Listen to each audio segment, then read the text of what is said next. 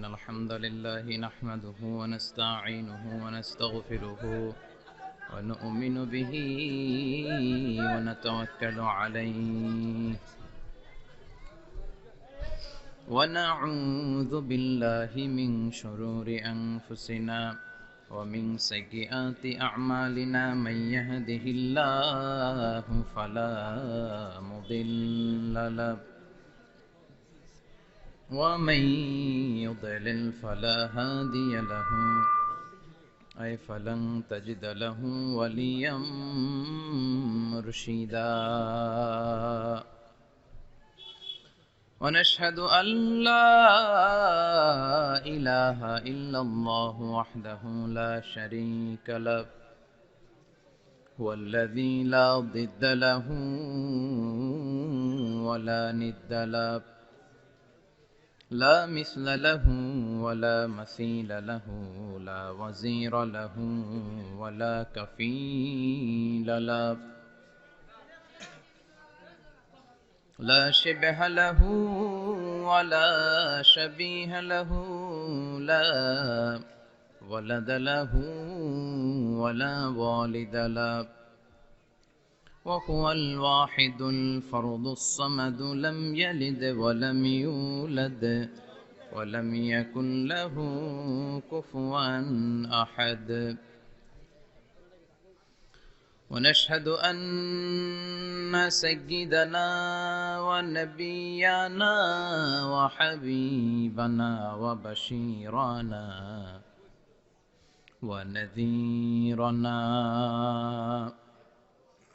وطبيبنا وطبيب أرواحنا وحبيبنا وحبيب ربنا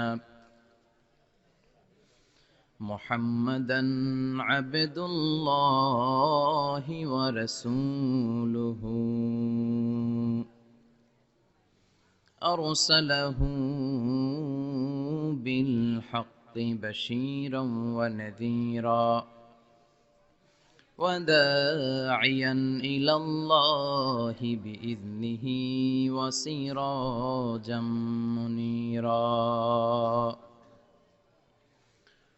أما بعد فقد قال الله تعالى في كلامه المجيد وفي فرقانه الحميد أعوذ بالله من الشيطان الرجيم بسم الله الرحمن الرحيم ياسين والقرآن الحكيم إنك لمن المرسلين على صراط مستقيم إن الله وملائكته يصلون على النبي يا أيها الذين آمنوا صلوا عليه وسلموا تسليما اللهم صل على محمد وعلى آل محمد كما صليت على إبراهيم وعلى آل إبراهيم إنك حميد مجيد اللهم بارك على محمد وعلى آل محمد كما باركت على إبراهيم وعلى آل إبراهيم إنك حميد مجيد আপনারা কেমন আছেন সবাই? আলহামদুলিল্লাহ আমরা সবাই ভালো আছি। আমিও আলহামদুলিল্লাহ ভালো আছি। আল্লাহ আমাদেরকে সবসময় ভালো রাখুক, সুস্থ রাখুক, ঈমানের সাথে রাখুক, এটাই আমাদের প্রত্যাশা, ঠিক কি না? আমাদের জীবনে সবচেয়ে দামি জিনিস হচ্ছে আমাদের ঈমান। সবচেয়ে দামি জিনিস কি? সাইয়েদনা বেলাল আল হাবাশি, উমাইয়া ইবনে খালাফ ওনার উপর অত্যাচারের স্টিম রোলার চালালো, কিন্তু ওনার অন্তর থেকে কালেমার বাণীটা ছিনিয়ে নিতে পারলো না। মুসা আলাইহিস সালামের উপর অনেক অত্যাচার চালিয়েছিল ফিরআউন, কিন্তু অন্তর থেকে ঈমানকে ছিনিয়ে নিতে পারে নাই। সাইয়েদনা বেলালকে উত্তপ্ত মরুভূমির মধ্যে শুইয়ে দেয়া হলো, পিঠ জ্বলে যাচ্ছিল, পুড়ে যাচ্ছিল। আপনারা জানেন যে আরব দেশের তপ্ত মরুভূমি এতটাই উত্তপ্ত, ওখানে চাল ফেলে দিলে ওইটা ক্ষয়ী হয়ে যায়, মুড়ি হয়ে যায়। সেটার মধ্যে শুইয়ে দিয়ে বলা হলো এবার আল্লাহরে ডাক। এতক্ষণ ডাকছিল লা ইলাহা ইল্লাল্লাহ, কিন্তু তারপরেও, এত অত্যাচারের পরেও ঈমান ছিনিয়ে নেওয়া যায় নাই। উনি আল্লাহর সংক্ষিপ্ত নাম নিয়ে জিকির করছিলেন। উনি পড়ছিলেন আহাদ।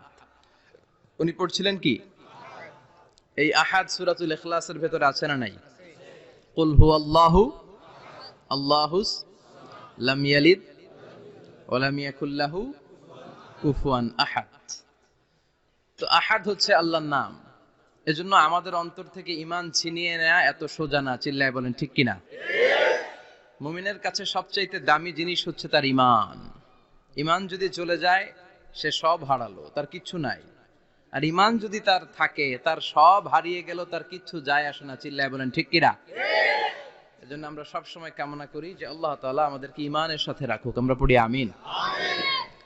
এজন্য সব সময় শুকরিয়া করতে হবে একজনের, যিনি আমাদেরকে ঈমানের উপর থাকার তৌফিক এনায়েত করেছেন। তিনি কে? আল্লাহ। আল্লাহর শুকরিয়া কি কম কম না বেশি বেশি? বিশ্বনবী সাল্লাল্লাহু আলাইহি ওয়াসাল্লাম মসজিদে নববীতে সালাতের ইমামতি করছেন। আল্লাহু আকবার বলে নামাজ শুরু করলেন। রুকুতে গেলেন, রুকু থেকে দাঁড়িয়ে পড়লেন সামি আল্লাহু লিমান হামিদা। ফিসফিস আওয়াজে পেছনে থাকা সাহাবারা পড়লেন রব্বানা ওয়ালাকাল হামদ। এক সাহাবী অতিরিক্ত বাড়িয়ে পড়লেন হামদান কাসীরান তাইয়িবান মুবারাকান ফীহি। পারেন না সবাই? পড়েন হামদান কাসীরান তাইয়িবান মুবারাকান ফী। আবার আওয়াজ করে পড়েন হামদান কাসীরান তাইয়িবান মুবারাকান ফীহি। বিশ্বনবী সালাত শেষ করলেন, সালাম ফিরালেন, মুসল্লিদের দিকে মুখ ফিরিয়ে বললেন সামি আল্লাহু লিমান হামিদা বলে যখন আমি দাঁড়িয়েছি, তোমরা ফিসফিস করে পড়েছো রব্বানা ওয়ালাকাল হামদ। কে যেন পড়েছো হামদান কাসীরান তাইয়িবান মুবারাকান ফী। কে পড়েছো? আমি তো এটা কখনো শিখাই নাই। কোত্থেকে পেলে? কেন পড়েছো? দাঁড়াও। কেউ দাঁড়ায় না, ডানে বায়ে সামনে পেছনে কেউ দাঁড়ায় না। সবাই ভয় পেয়ে গেছে যে কি যেন কি হয়। বিশ্বনবী অভয় দিলেন, বললেন যে আমি কিছু বলবো না, দাঁড়াও। বিশ্বনবী অভয় দেওয়ার পর এক সাহাবী হাত তুলে দাঁড়িয়ে বললেন ইয়া রাসূলুল্লাহ আমি পড়েছি। বিশ্বনবী বললেন কেন পড়েছো? আমি তো এটা শিখাই নাই। সাহাবী বললেন ইয়া রাসূলুল্লাহ আল্লাহর প্রশংসা আমার কম কম করলে অন্তর জুড়ায় না, আমার করতে মনে চাই বেশি বেশি। এজন্য আমি নিজ থেকে এটা বানিয়ে বাড়িয়ে মিলিয়ে পড়ে দিয়েছি হামদান কাসীরান তাইয়িবান মুবারাকান ফী। বিশ্বনবী বললেন ভয় নাই, চিন্তা নাই, টেনশনের কোনো কারণ নাই, কারণ আমি সালাতে থাকা অবস্থায় দেখেছি তোমার এই অতিরিক্ত চারটা তাসবির সওয়াবটা বিদউ ওয়া সালাসুনা মালাইকা, 30-এরও বেশি ফেরেশতা কে কার আগে এই সওয়াবটা আল্লাহর আরশে পৌঁছে দিবে এ নিয়ে আকাশে প্রতিযোগিতা চলছিল। এজন্য আল্লাহর প্রশংসা বেশি বেশি করার দরকার আছে না নাই? বিশ্বনবী সব সময় আল্লাহর প্রশংসা করতেন আর দোয়া করতেন আল্লাহ আমি যেন বেশি বেশি আপনার প্রশংসা করতে পারি, আমি যেন আপনার শুকরগুজার বান্দা হতে পারি। আল্লাহুম্মা জাআলনি সাবুরা ওয়া জাআলনি শাকুরা ওয়া জাআলনি ফি আইনি সগীরা ওয়া ফি আ'য়ুনিন নাসি কাবীরা। এর মানে হচ্ছে আল্লাহ আপনি আমারে ধৈর্যশীল বানান, আপনি আমাকে শুকরগুজার বানান, আমার চোখে আপনি আমারে ছোট বানান, গোটা বিশ্বের মানুষের চোখে আপনি আমারে বড় বানান। পড়েন আমিন। নিজের চোখে নিজেকে কি করবেন? ছোট। তাহলে মানুষের চোখে বড় বানায় দিবে কে? আল্লাহ। আর নিজেই যদি বলেন আমি বড়, ফেরাউনের মতো আনা রব্বুকুমুল আ'লা, আমি তোদের বড় খোদা, আল্লাহ কয় তুই হইলি হুদা। ঠিক কিনা? বড় হইতে পারে নাই। নীল নদের পানিতে সুবাই সুবাই আল্লাহ মারছে। চিল্লায় বলেন ঠিক কিনা? পৃথিবীতে কেউ তো স্থায়ী হয় না। হোক না সে ফেরাউন কিবা নমরুদ, কেউ ভাবে চিরদিন রয় না, কেউ ভাবে চিরকাল রয় না। পৃথিবীতে কেউ তো স্থায়ী হয় না। হোক না সে ফেরাউন কিবা নমরুদ, কেউ ভাবে চিরদিন রয় না, কেউ ভাবে চিরকাল রয় না। চিল্লায় বলেন ঠিক কিনা? চিরকাল কেউ থাকবে না, কারণ আল্লাহ ছাড় দেয়, তিনি ছেড়ে দেন না। মনে রাখবেন, আল্লাহ কি দেয় আর কি দেয় না। ফেরাউনরে কি দিছিল? ছাড় দিছে, ছেড়ে দিছে। নমরুদরে কি দিছে? ছাড় দিছে, ছেড়ে দিছে। এখনো দেখা যায় আল্লাহ অনেককে ছাড় দেয়, ঢিল দেয়, সুযোগ দেয়, কিন্তু আল্লাহ ছেড়ে দিবেন না। চিৎকার করে বলেন ঠিক কিনা? এজন্য সবসময় প্রশংসা করব কার? খাওয়ার সময় প্রশংসা কার? ঘুমানোর সময়, জিকির করার সময়, ঘুষ খাওয়ার সময়। ঘুষ খাওয়া যাবে? আর রাশি ওয়াল মুরতাশি কিলাহুমা ফিন্নার। ঘুষ যে দেয়, ঘুষ যে নেয়, উভয়ই জাহান্নামী। আল্লাহ ঘুষ থেকে আমাদেরকে বাঁচাও। বাংলাদেশে ঘুষ আছে না নাই? সরকারি অফিসগুলোতে শুধু নাই, বেশি। আল্লাহ ঘুষ থেকে হেফাজত করো, যৌতুক থেকে হেফাজত করো, পর্নোগ্রাফি থেকে হেফাজত করো, হিন্দি সিনেমা থেকে হেফাজত করো, মারামারি কাটাকাটি থেকে তুমি আমাদেরকে হেফাজত করো। গোটা বাংলার জমিনে ঐক্য প্রতিষ্ঠা করার তৌফিক দাও। মদিনার সমাজ যেন আমাদের দেশে প্রতিষ্ঠিত হয়, আল্লাহ তুমি তৌফিক দাও। চিল্লায় পড়েন আমিন। এজন্য বিপদে আপদে মুমিন সব সময় প্রশংসা করে কার? আল্লাহর প্রশংসা করে শেষ করা যায়? যাবে? ওয়া ইন তাউদ্দু নি'মাতাল্লাহি লা তুহসুহা। আমার নেয়ামত যদি গুনতে শুরু করে দাও, গুনে শেষ করা যাবে না। আর নেয়ামতের প্রশংসা যদি করো, আমি নেয়ামত আরো বাড়িয়ে দেব।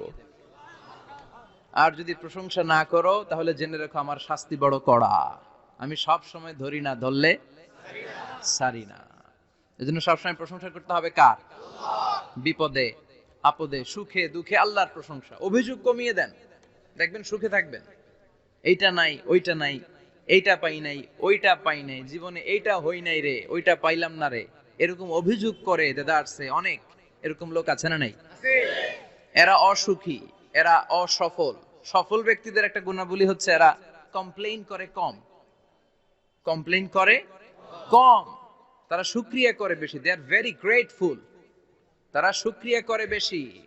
এটা পাই নাই, ওইটা পাই নাই, এগুলো বলবেন না। কারণ আপনি যেটা পাইয়া খুশি না, অনেকে এইটা পাওয়ার জন্য সংগ্রাম করে যাচ্ছে। আপনি এখন যেই জায়গাটাতে আছেন, এই জায়গাটাতে পৌঁছা অনেকে স্বপ্ন।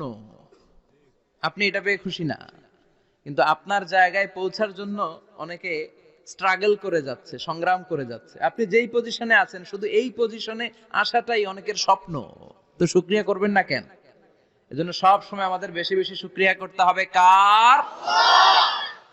রব্বুল আলামিন বলেন, কুল লাউ কানাল বাহরু মিদাদাল লিকালিমাতি রাব্বি লানাফিদাল বাহরু ক্বাবলা আন তানফাদা কালিমাতু রাব্বি ওয়ালাউ জিনা বিমিসলিহি মাদাদা। সাগরের জলকে কালি করে,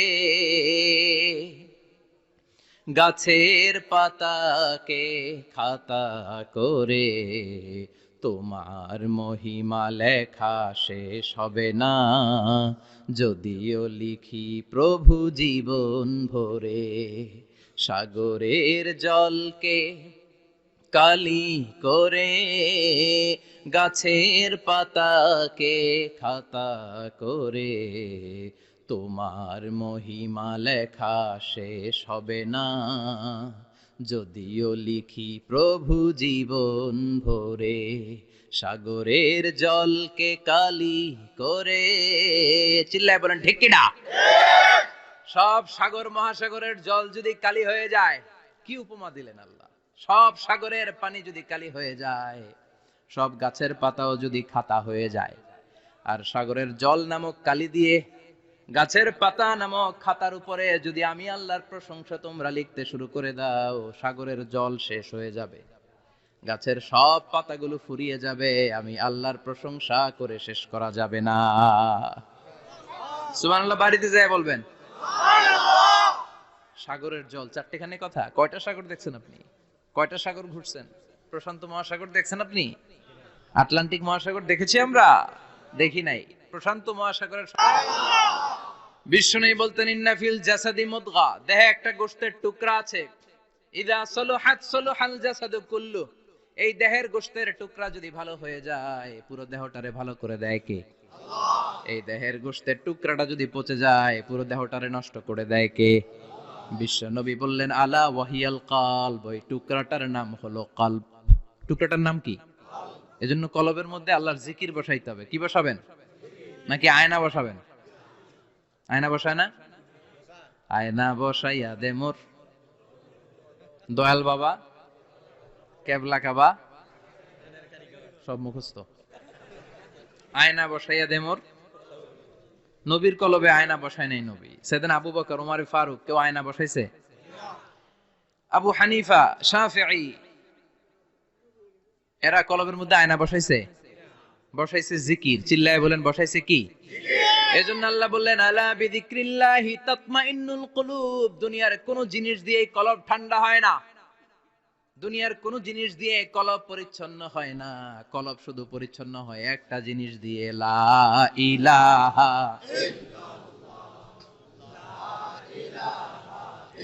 লা ইলাহা ইল্লাল্লাহু মুহাম্মাদুর রাসূলুল্লাহ সাল্লাল্লাহু আলাইহি ওয়াসাল্লাম। তাহলে কোরআনের একটা কলব আছে, আমাদের দেহে যেমনি কলব আছে, প্রতিটা প্রাণীর যেমনি কলব আছে, অন্তর আছে, কোরআনেরও কলব আছে না নাই? কোরআনের কলবের নাম? চিল্লায় বলেন কোরআনের কলবের নাম। আবার বিষ্ণু বলতেন ইকরাউ আলা মাউতাকুম সূরাত ইয়াসিন, তোমাদের মুমূর্ষ ব্যক্তিদের সামনে বসে সূরাত ইয়াসিন তেলাওয়াত করো।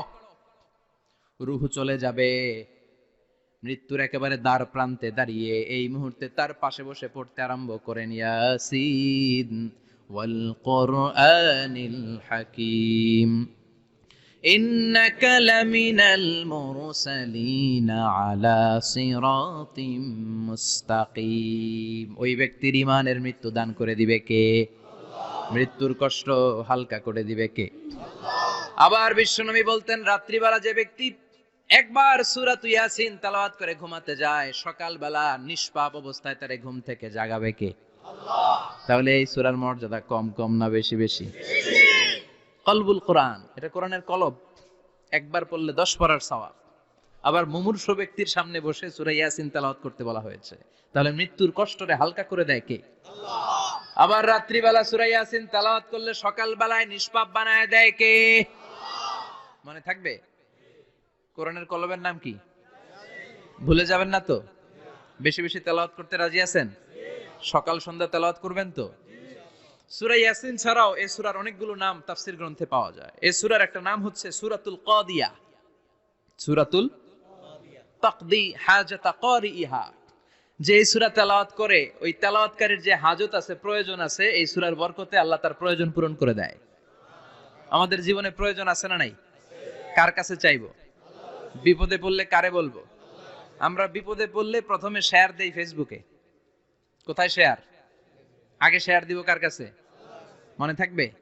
বিপদে পড়লে ফেসবুকে শেয়ার দিব না, বন্ধুরে শেয়ার করব না, বউয়ের কাছেও পরে শেয়ার করব, আগে শেয়ার করব কার কাছে? মনে থাকবে? এজন্য বিশ্বনবী বলতেন এই সূরার নাম সূরাতুল কাদিয়া, মানুষের হাজত পূরণ করে দেয়। এই সূরা তেলাওয়াত করে যদি আপনি আল্লাহর কাছে কোনো বিপদ থেকে পানা চান অথবা কোনো প্রয়োজন নিয়ে দোয়া করেন, সূরার বরকতে প্রয়োজনটা পূর্ণ করে দেয় কে? আল্লাহ। কেউ যেটা পারে না পারে কে? আল্লাহ। কেউ যেটা দেয় না দেয় কে? আল্লাহ। কেউ যেটা শোনে না শোনে কে? আল্লাহ। তাহলে পেলাম সূরাতুল কাদিয়া। আরেকটা নাম আছে সূরার, সেটা হচ্ছে সূরাতুল আযীমা, সুমহান সূরা। কি সূরা? সুমহান, আযীমা। এই আযীম আর আযীমা এই শব্দ দুইটা অনেক দামি, আল্লাহ যে কোনো জায়গায় ব্যবহার করেন নাই। বিশ্বনবীর চরিত্রের উপমা দিতে যে আল্লাহ আযীম শব্দ বলেছেন, তাই না? রব্বুল আলামিন বলেন ওয়া ইন্নাকা লাআলা খুলুকিন আযীম। ও নবী, সাধারণ কোন চরিত্র আপনারে আমি দেই নাই, আপনারে আমি দিয়েছি আযীম একটা চরিত্র। খুলুকুন আযীম, and verily indeed you are on a very good standard of character। অসাধারণ চরিত্র দিয়েছি। বিশ্বনবীর চরিত্র বুঝাতে যে আল্লাহ কি শব্দ ব্যবহার করেছেন? কথা বলে না, তাফসীর শিখে যেতে হবে। কোন শব্দ ব্যবহার করেছেন? আযীম। আবার আল্লাহ নিজের পরিচয় দিতে যে আযীম বলেছেন, ওয়ালা ইয়াউদুহু হিফযুহুমা ওয়া হুয়াল আলিয়্যুল আযীম। সুবহানাল্লাহ। আকাশ জমিনের নিয়ন্ত্রণ করতে যে আল্লাহ কখনো ক্লান্ত হয় নাকি? কারণ তিনি হচ্ছেন আল আলিয়্যুল আযীম। আল্লাহু আকবার। তার মানে নবীর চরিত্রের ক্ষেত্রে আযীম, আল্লাহর নিজের সত্তার ক্ষেত্রে আল্লাহ বললেন আযীম। আবার বললেন কিয়ামতের দিন গোটা পৃথিবীটারে আমি নাড়িয়ে দেব, গোটা পৃথিবীতে একটা আমি ভূমিকম্প দিব। এই কথাও কোরআনে আছে না নাই? ইযা জুলজিলাতিল আরদু জিলজালাহা আল কারিয়াতু মাল কারিয়া। পুরো পৃথিবী কাঁপিয়ে দিব। এই কাঁপাকাঁপিটা ওই দিনের ভূমিকম্পটা কি অন্যান্য সময়ের ভূমিকম্পের মতো হবে? এই ভূমিকম্পকে আল্লাহ বলেছেন আযীম। ইন্না জালজালাতাস সাআতি লা শাইউন আযীম। সেদিনের ভূমিকম্প সাধারণ কোনো আর্থকোয়েক নয়, সাধারণ ভাইব্রেশন না, এটা আযীম। আবার আল্লাহ কোরআনকেও আযীম বলেছেন, ওয়ালাকাদ আতাইনাকা সাবআম মিনাল মাসানি ওয়াল কুরআনাল আযীম। ও নবী, আমি আপনারে নিত্য পাঠনীয় সপ্তবাক্য সূরাতুল ফাতিহা দিয়েছি, সাথে সাথে কোরআনে আযীম দান করেছি। সুবহানাল্লাহ। তার মানে কোরআনের ক্ষেত্রে আযীম, কিয়ামতের ভূমিকম্প এটা আযীম, আল্লাহ নিজেও আযীম, বিশ্বনবীর চরিত্র। আবার এই সূরাটাও যেহেতু দামি, এজন্য এই সূরার নাম সূরাতুল আযীমা। সূরাতুল সুমহান সূরা। এটা যেন তেন সূরা নয়, এটা তো কোরআনের কলব। কলব ছাড়া মানুষ বাঁচে? হার্ট ফাউন্ডেশনে যেয়ে দেখবেন মানুষের কি অবস্থা। হৃদরোগ, হৃদয় যার নষ্ট, তার যে কত কষ্ট। এই যে কি পরানো লাগে এখন? রিং পরায়, এনজিওগ্রাম, এনজিওপ্লাস্টি করে আর্টারি ব্লক করে ফেলে। চর্বি, এত চর্বি আমরা খাই, এত গরুর গোশত আমরা খাই। মনে রাখবেন, যেই প্রাণীর পা বেশি ওইটার ভিতরে কোলেস্টেরল বেশি। মাছের কয় পা? হ্যাঁ, নাই, এখানে নাই, মাছের পাটা নাই, কোলেস্টেরল নাই। মুরগির কয় পা? জোরে বলতে হবে। তার মানে কিছু কোলেস্টেরল আছে না নাই? গরুর কয় পা? কোলেস্টেরল বেশি না কম? এইবার কোন চিংড়ির কয় পা?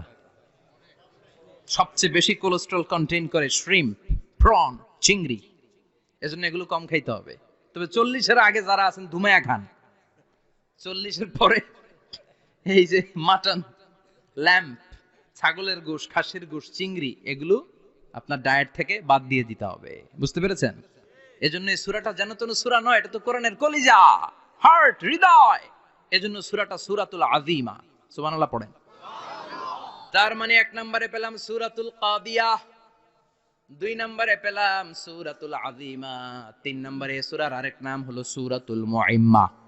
সূরাতুল মুইম্মা। মুইম্মার 2 অর্থ। এক অর্থ হচ্ছে এটার বরকতটা আম, সবার জন্য, যেই পড়ে সেই বরকত পায়, এজন্য মুইম্মা। আবার মুইম্মার আরেক অর্থ হচ্ছে যেই সূরা শত্রুকে অন্ধ করে দেয়। কি করে দেয়? এই সূরার প্রথম 9টা আয়াত যদি বিপদে পড়ে, শত্রুর কবলে পড়ে আপনি তেলাওয়াত করেন, শত্রুর চোখটারে অন্ধ করে দিবে কে? আল্লাহ। বিশ্বনবী মক্কা থেকে যখন মদিনায় যায়, হিজরতের সময় বিশ্বনবী সূরাতুল ইয়াসিনের প্রথম 9টা আয়াত তেলাওয়াত করলেন। তেলাওয়াত করে আল্লাহর নাম নিয়ে ঘর থেকে বের হলেন। আশেপাশে কাফেররা ঘুরে কিন্তু বিশ্বনবীরে দেখে না, সবাই খালি এরকম এরকম করে, ডানে বায়ে হাতায়, বিশ্বনবী সামনে দিয়ে যায়, কিন্তু কাফেরদের চোখ অন্ধ করে দিয়েছে কে? আল্লাহ। এজন্য কোরআন তেলাওয়াত করলে কাফেরদের চোখকে অন্ধ বানায় দেয় কে? আল্লাহ। এজন্য সূরার একটা নাম হচ্ছে সূরাতুল মুইম্মা। কি নাম? অন্ধ করে দেয়। তাফসিরে কুরতুবীর মুসান্নিফ ইমাম আল কুরতুবী, উনাকে জালিম বাদশা বন্দী করেছিল। ওনার তাফসিরে এসেছে উনি শক্তিশালী লোক ছিলেন, জেলখানা ভেঙে বাঁচার জন্য দিছে দৌড়। উনারেও ধরার জন্য জালিম বাদশার সৈনিকেরা ঘোড়া নিয়ে রওনা হয়েছে। উনিও দৌড়ায়, ঘোড়াও পেছন থেকে আসে। ওমিয়া মানুষ কি ঘোড়ার দৌড়ের সাথে পারে? উনি হাঁটতে হাঁটতে হয়রান হয়ে এক বালুর ময়দানে যে ধপাস করে পড়েছেন।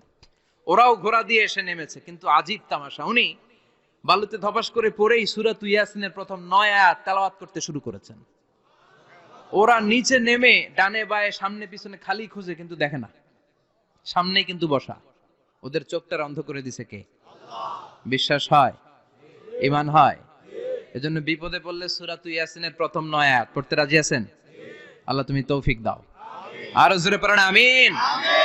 এজন্য আল্লাহ চমৎকার ভাবে এই সূরাটা শুরু করে দিলেন। দুইটা কাটা অক্ষর দিয়ে আল্লাহ বললেন ইয়াসিন ওয়াল কুরআনিল হাকীম ইন্নাকা লামিনাল মুরসালিন আলা সিরাতিম মুস্তাকিম। পড়েন সুবহানাল্লাহ। ইয়াসিন সূরাটা শুরু করলেন কি দিয়ে? এটা কি কোনো বাক্য? এটা কি কোনো শব্দ?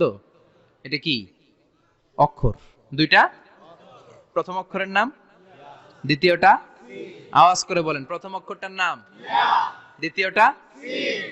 খুব চমৎকার না? বাক্য দিয়ে এই সূরাটা শুরু করে নাই। যেমন ইদা জুলজিলাতিল আরদু জিলজালাহা, এই সূরার প্রথম আয়াত, এটা একটা বাক্য না? আচ্ছা। ওয়াদ-দুহা ওয়াল-লাইলি ইযা সাজা, বাক্য না? কিন্তু ইয়াসিন এটা কি কোনো বাক্য? এটা কি কোনো শব্দ? না, এটা কাটা দুইটা অক্ষর। সুবহানাল্লাহ পড়েন। আল্লাহ 114টা সূরার প্রায় 29টা সূরা এরকম কাটা কাটা অক্ষর দিয়ে শুরু করেছেন। সুবহানাল্লাহ নাই? এই 29টা সূরা কখনো আল্লাহ একটা অক্ষর দিয়ে শুরু করেছেন, কখনো দুইটা অক্ষর দিয়ে, কখনো তিনটা দিয়ে, কখনো চারটা দিয়ে, কখনো পাঁচটা দিয়ে। একটা অক্ষর দিয়ে আল্লাহ কোরআনের সূরা শুরু করেছেন, এরকম একটা সূরা বলেন। নুন ওয়াল কলামি ওয়া মা ইয়াসতুরুন। নুন, নুন দিয়ে সূরা শুরু হয়ে গেছে। তারপরে কফ, এক অক্ষর দিয়ে সূরা শুরু হয়ে গেছে। সুবহানাল্লাহ পড়েন। সুবহানাল্লাহ। এবার বলেন দুই অক্ষর দিয়ে সূরা শুরু হয়েছে এরকম সূরা বলেন। এত দূরে যান কেন? এটা আছে না নাই? ইয়াসিন। সুবহানাল্লাহ পড়েন। ইয়াসিন দুই অক্ষর দিয়ে। তারপরে হামিম। এবার তিন অক্ষর দিয়ে আল্লাহ সূরা শুরু করছেন এরকম। আলিফ লাম তাসিন মিম। আল্লাহু আকবার। আবার চারটা অক্ষর দিয়ে সূরা শুরু হয়েছে এরকম আছে না নাই? হাফেজ সাহেব কোন? আলিফ লাম মিম র, আলিফ লাম মিম সদ, আছে না নাই? আবার পাঁচটা কাটা অক্ষর দিয়ে সূরা শুরু হয়েছে এরকম সূরাও আছে না নাই? সূরা মারিয়ামের শুরুতে কি আছে? কাফ হা ইয়া আইন সাদ। সুবহানাল্লাহ পড়েন। এরকম প্রায় 29টা সূরা আল্লাহ কাটা কাটা অক্ষর দিয়ে শুরু করেছেন, কোনো বাক্য দিয়ে নয়, কোনো শব্দ দিয়ে নয়। কি দিয়ে? হারফ দিয়ে। হারফ, এই হারফগুলোরে বলে হুরুফ আত-তাহাজ্জি বা হুরুফ আল-মুকাত্তাআত, কাটা কাটা অক্ষর। মনে রাখবেন কোরআনের আয়াতগুলো দুই ভাগে বিভক্ত, একটা মুহকাম, একটা মুতাশাবিহ। মুহকাম মানে যেগুলোর অর্থ আমরা জানি, যেগুলোর ব্যাখ্যা আমরা জানি, যেটার ইন্টারপ্রিটেশন এক্সপ্লেনেশন আমাদের জানা আছে। আর মুতাশাবিহ আমরা অর্থ জানি না, আমরা ব্যাখ্যা জানি না, এটা দিয়ে আসলে কি বুঝাইছে আমরা কেউ জানে না। জানে একজন, চিল্লায় বলেন তিনি কে? আল্লাহ বলেন ওয়া ইন কুনতুম ফি রাইবিম মিম্মা নাযালনা আলা আবদিনা ফাআতু বিসূরাতিন মিন মিসলিহি ওয়াদউ শুহাদাআকুম মিন দুনিল্লাহি ইন কুনতুম সাদিকিন। আল্লাহ বললেন ও জাহেলি যুগের লোকেরা, শোনো শোনো, এত আরবি কবিতা বানাতে পারো, এত গল্প লিখতে পারো, আরবিতে এত নোবেল বানাতে পারো, উপন্যাস বানাতে পারো, আর্টিকেল লিখতে পারো, আমার নবীর উপর যে কোরআন আমি নাজিল করেছি এই কোরআনের ব্যাপারে অন্তরে যদি কোনো সন্দেহ থাকে, বাপের বেটা হলে পারলে কোরআনের মতো একটা সূরা বানিয়ে নিয়ে আসো। পারছে? কিয়ামত পর্যন্ত কেউ পারবে? বিশ্বনবী যেই জামানাতে এসেছিলেন ওই জামানায় আরবি ভাষা সাহিত্যের উৎকর্ষতা সাধিত হয়েছিল। আরবি ভাষার এতটা উৎকর্ষ পৃথিবী কখনো দেখে নাই। কবিতা, গদ্য, পদ্য, গল্প, উপন্যাস, রচনা, প্রবন্ধ, আর্টিকেলের শৈলাপ। এই ভাষা সাহিত্যিকদের চোখে আঙ্গুল দিয়ে আল্লাহ বুঝাতে চাইলেন, এত অর্থ করতে পারো, এত ব্যাখ্যা জানো, এত বড় বড় বুলিয়া ওড়াও, এত কিছু তুমি জানো, তাহলে বলো ইয়াসিন অর্থ কি? সুবহানাল্লাহ কইবেন না? তাইলে বল নুন অর্থ কি? কফ মানে কি? আলিফ লাম রা মানে কি? ফাবুহিতাল্লাযী কাফার। কেউ জানে না, কেউ উত্তর দিতে পারে না। কোন সুবহানাল্লাহ। এটা কোরআনের মুজিজা, এটার অর্থ কেউ জানে না। আর এগুলোর অর্থ নিয়ে খোঁচাখুচি করাও ঠিক না, তবে মুফাসসিরিনে ইকরাম এগুলোর কিছু অর্থ সম্ভাব্য বলার চেষ্টা করেছেন। যেমন ইয়াসিনের অর্থ ইবনে আব্বাস বলেছেন এর অর্থ হতে পারে ইয়া ইনসান, হে মানুষ। সুবহানাল্লাহ পড়েন। কেউ কেউ বলেছে এটার অর্থ হতে পারে ইয়া সাইয়্যিদ আল মুরসালিন। কেউ কেউ বলেছেন ইয়াসিন হতে পারে ইসমুল্লাহ, আল্লাহর নাম। কেউ বলেছেন এটা হতে পারে ইসমুন লিন নবী, বিশ্ব নবীর নাম। আবার কেউ কেউ বলেছেন ইয়াসিন হতে পারে এই কোরআনে কারিমের একটা নাম। কোন সুবহানাল্লাহ। এই সম্ভাব্য সব কথাগুলো বলে পৃথিবীর সব মুফাসসিররা বলতে বাধ্য হয়েছেন আল্লাহু আ'লামু বিমুরাদিহি বিহি, এটার দ্বারা আসল অর্থ যে কি এটা আমরা কেউ জানি না, জানে কে? আল্লাহ। চিৎকার করে বলতে হবে জানে কে? আল্লাহ। তাহলে ইয়াসিন মানে আমরা জানি না, ইয়াসিনের অর্থ আমরা ছেড়ে দেব কার উপর?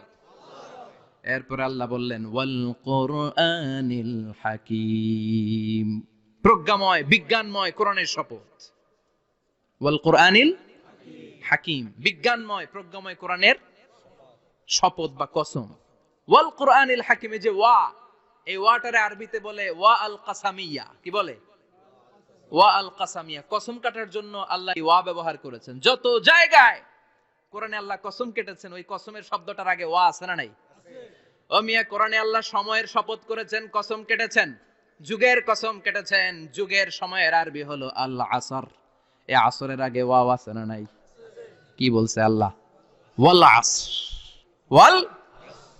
আবার তিন ফলের কসম আল্লাহ কোরআনে কেটেছেন, কি বলেছেন? ওয়াত্তিন, মানে তিনের কসম। জাইতুনের কসম কেটেছেন, বলেছেন ওয়াজ জাইতুন। তুর পাহাড়ের কসম কেটেছেন, বলেছেন ওয়া তুর সিনিন। যত জায়গায় কসম তত জায়গায় ওয়াও আছে না নাই? পাহাড়ের নামে কসম কেটেছেন, আল্লাহ বলেছেন ওয়া তুর। সূর্যের নামে কসম কেটেছেন, আল্লাহ বলেছেন ওয়াশ শামসি ওয়া দুহাহা। সুবহানাল্লাহ কইবেন না? সুবহানাল্লাহ। ফজরের নামে কসম কেটেছেন, কি বলেছেন? ওয়াল ফাজর। জিলহজ মাসের প্রথম 10 রাতের কসম কেটেছেন, কি বলেছেন? ওয়া লায়ালিন আশর। জোর আর বেজরের কসম কেটেছেন, আল্লাহ বলেছেন ওয়াশ-শাফঈ ওয়াল ওয়াতর। সূরা ইয়াসিনে কাটা কাটা দুইটা অক্ষরের পরে রব্বুল আলামিন কোরআনের কসম কেটেছেন, এজন্য আল্লাহ বলেছেন ইয়াসিন ওয়াল কোরআনিল হাকিম। ইয়াসিন ওয়াল কোরআনিল হাকিম, প্রজ্ঞাময় বিজ্ঞানময় কোরআনের শপথ। কোরআনের মধ্যে বিজ্ঞান আছে না নাই? বেশি না কম? বিশ্বাস হয় না নাস্তিকদের কথা বিশ্বাস হয়? নাস্তিকরা বলে কোরআনের মধ্যে বিজ্ঞান নাই, কোরআনের মধ্যে সায়েন্স নাই, কোরআনের ভেতরে টেকনোলজি নাই। কিন্তু কোরআন বলে এমন কিছু নাই, মানুষের প্রয়োজনীয় এমন কিছু নাই যেটা আমার ভিতরে নাই। আল্লাহু আকবার। আল্লাহ বললেন মা ফাররাতনা ফিল কিতাবি মিন শাই, কিতাবের মধ্যে আমি কিছু বাদ রেখে দেই নাই। ইতিহাসের কথা বলেছি, পাতালপুরীর কথা বলেছি, ঊর্ধ্ব জগতের কথা বলেছি, মহাকাশের কথা বলেছি, cosmology, astrology, geology, zoology, botany, human anatomy, embryology, সব কিছুর কথা কোরআনের মধ্যে দিয়েছে কে? আল্লাহ। কোরআনের ভেতরে মানুষের কথা আছে না নাই? আছে। কোরআনের মধ্যে গাভীর কথা আছে না নাই? গাভীর কথাও আছে। কই আছে? হ্যাঁ, সূরাতুল গাভীর সূরা। সুবহানাল্লাহ কইবেন না? সুবহানাল্লাহ। মানুষের কথা আছে সূরাতুল ইনসান, জিনদের কথা আছে সূরাতুল জিন, মাকড়সার কথা আছে সূরাতুল আনকাবুত, মৌমাছির কথা আছে সূরাতুন নাহাল।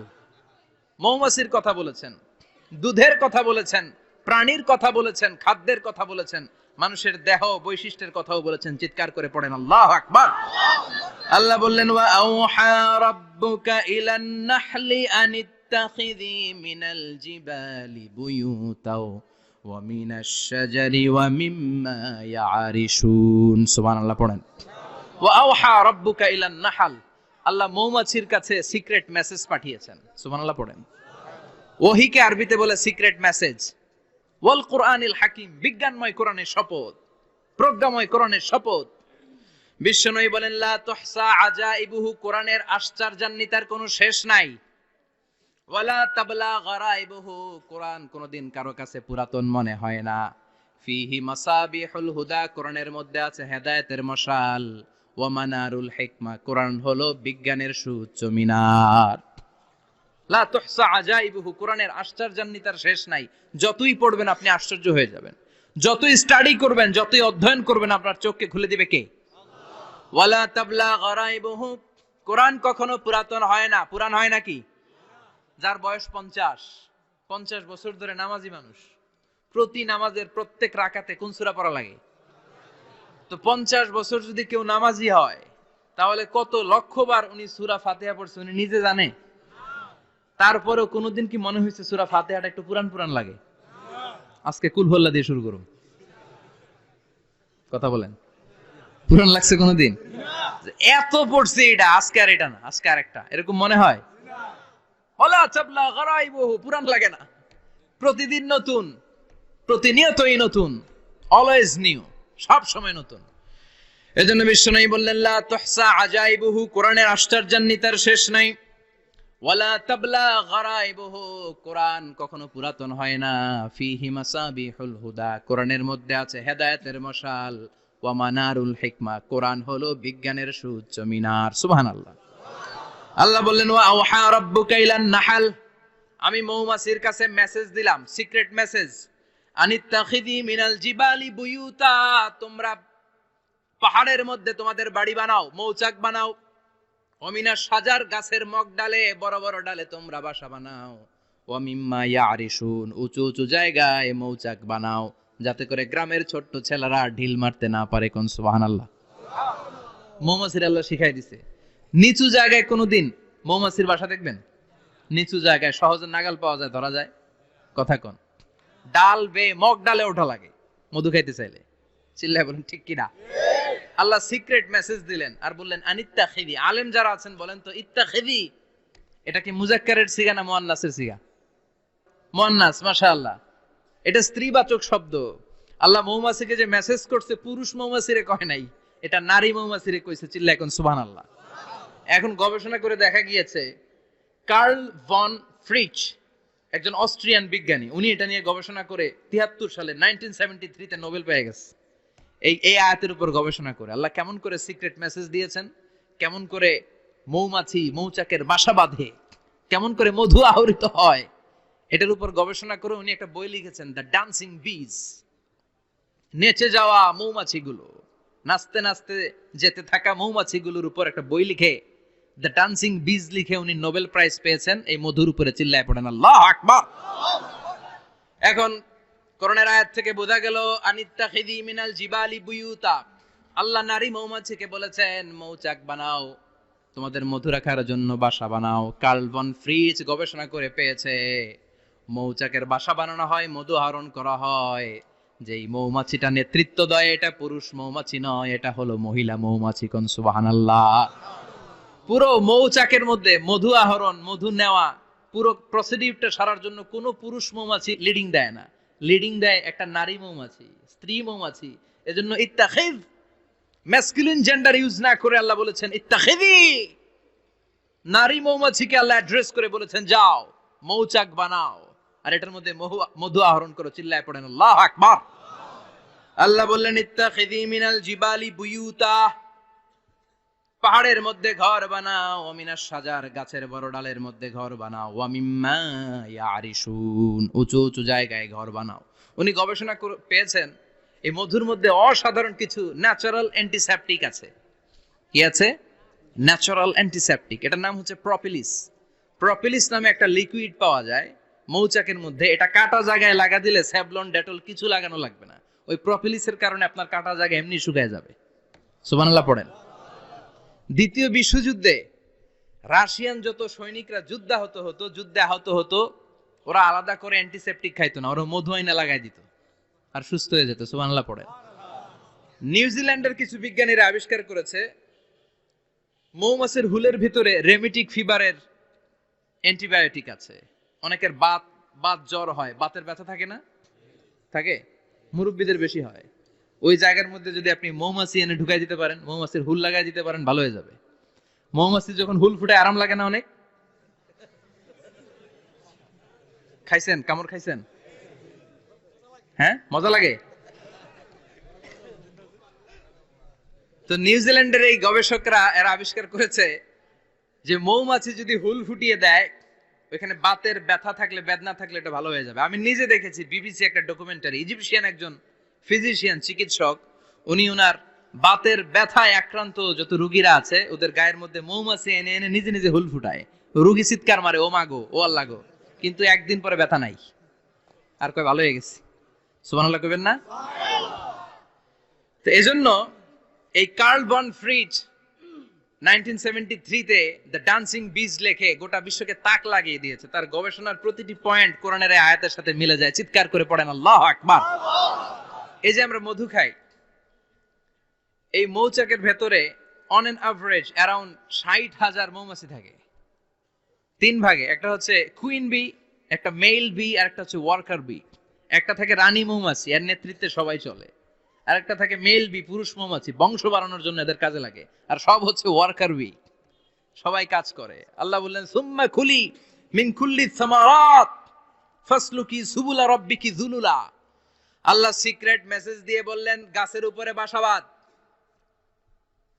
পাহাড়ের উপরে মৌচাকের বাসাবাদ, উঁচু উঁচু জায়গায় তোমরা তোমাদের বাসা বাঁধো। সুম্মা কুলি মিন কুল্লি সামারাত, এরপর এলাকার যত মিষ্টি মিষ্টি ফুল আছে, ফল আছে, ওখান থেকে রস নিয়ে আসো। সুবহানাল্লাহ। পুষ্প রস সংগ্রহ করে মধুগুলো, এটার বলে sweet nectar. They collect the sweet nectar from the flowers. এবং মধুর মধ্যে এত চমৎকার জিনিস থাকার কারণ হচ্ছে মৌমাছিগুলো ওই এলাকার সব ধরনের ফুল, ভালো ভালো সুগন্ধযুক্ত ফুল ফল থেকে রস নিয়ে আসে। তো ওই গাছগুলোর মধ্যে বনাজি গাছ আছে না নাই? ঔষধি গাছ আছে না নাই?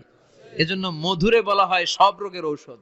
যত বনাজি ঔষধি গাছের নির্যাস আর পুষ্প রস আছে, সব আল্লাহ মধুর ভিতরে ঢুকায়া মধুকে আল্লাহ ন্যাচারাল ভ্যাকসিন বানিয়ে দিয়েছেন। চিল্লায়ে পড়েন আল্লাহু আকবার। আল্লাহ বললেন সুম্মা কুলি মিন কুল্লি সামারাত, সব ফল আর ফুল থেকে নেকটার পুষ্পরস নিয়ে আসো। ফাসলুকি সুবুলা রাব্বিকি যুলুলা, যেমন যেমন গিয়েছিলা পথ চিনায় আবার ফিরে আসো। ইয়াখরুজু মিন বুতুনিহা শারাব, এরপর তাদের পেট থেকে বের হয় শারাব। মুখতালিফুন আলওয়ানু, এক একটা মধুর কালার হয়ে যায় এক এক রকম। কোন সুবহানাল্লাহ। সরষে ফুলের মধু একটু সাদা সাদা হয় না? আমি হচ্ছি মধু খাওয়ার পোক।